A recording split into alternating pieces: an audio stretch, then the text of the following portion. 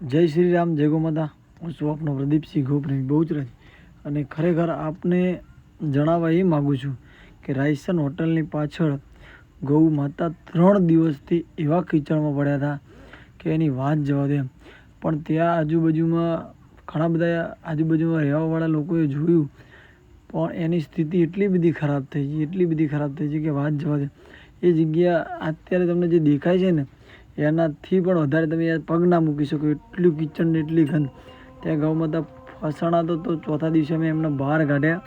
આખી ટીમે, આજુબાજુના રહેવાવાળા લોકોએ પણ ખૂબ સપોર્ટ પડ્યો અને અમારા પ્રદીપભાઈએ એના સપોર્ટના હિસાબે અહીંયા ગાય અમે બહાર કાઢી અને ટ્રીટમેન્ટ કરાવી અને ગાય ઊભી પણ થઈ ગઈ. પણ ખરેખર જેમ દિવસો જાય ને એમ ગૌ માતાની હાલત વધારે ખરાબ થાય. મને એવું દેખાય છે ગાયો કિચડમાં મરે છે, વધારે પ્લાસ્ટિક ખાઈને મરે છે. તો આ ગૌ માતા નહીં બચે સાહેબ, દેશ નહીં બચે, ધર્મ નહીં બચે. એટલે ગાય વિશ્વ છે માતા, ગાય નહીં બચે તો દેશ ઓટોમેટિક પતી જશે.